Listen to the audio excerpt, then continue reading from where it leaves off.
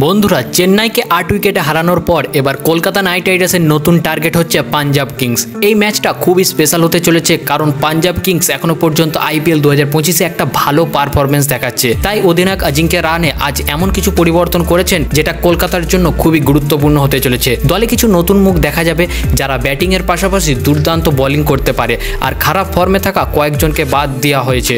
এই ভিডিওতে আমরা দেখব কলকাতা নাইট রাইডার্সের পুরো ফাইনাল প্লেইং 11 পাঞ্জাব কিংসের বিরুদ্ধে।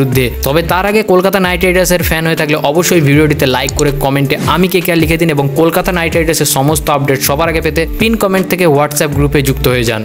এখন যদি আমরা দুই দলের একটু পরিসংখ্যানের দিকে তাকাই, তাহলে আমরা দেখতে পাবো তারা এখনো পর্যন্ত IPL-এ 33টা ম্যাচ খেলেছে, যেখানে কলকাতা নাইট রাইডার্স জিতেছে 21টি ম্যাচ এবং পাঞ্জাব জিতেছে 12টি ম্যাচ। এখান থেকেই বোঝা যায় কলকাতার পাল্লা কতটা ভারী। এই ম্যাচে নতুন অধিনায়ক অজিঙ্ক্য রাহানে চাইবে আগের মতোই তাদেরকে হারাতে, আর সেই জন্যই আজ এমন কিছু তিনি পরিবর্তন করেছে যা খেলার মোড় ঘুরিয়ে দিতে পারে।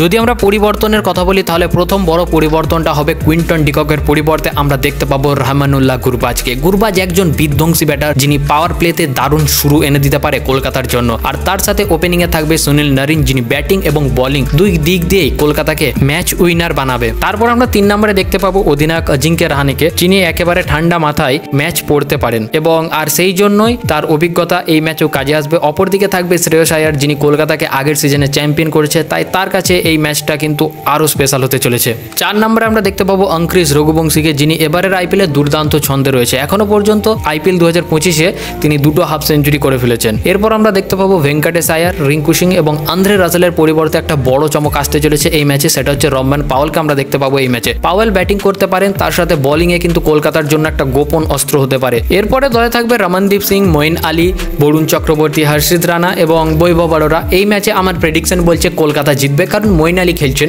আর আপনারা হয়তো লক্ষ্য করলে দেখতে পাবেন যে KKR-এর ম্যাচে, অর্থাৎ যে ম্যাচেই মঈন আলী খেলেছে সেই ম্যাচ কিন্তু কলকাতা জিতেছে, অর্থাৎ মঈন আলীকে বলা যায় KKR-এর লাকি চার্ম। আপনার মতে কি শ্রেয়স আয়ারের দলকে হারাতে পারবে KKR? কমেন্টে জানাতে একদম ভুলবেন না। আর এমনই ভিডিও পেতে আমাদের চ্যানেলটা সাবস্ক্রাইব করে রাখুন, ভিডিও লাইক করার সাথে সাথে বন্ধুদের শেয়ার করে দিন।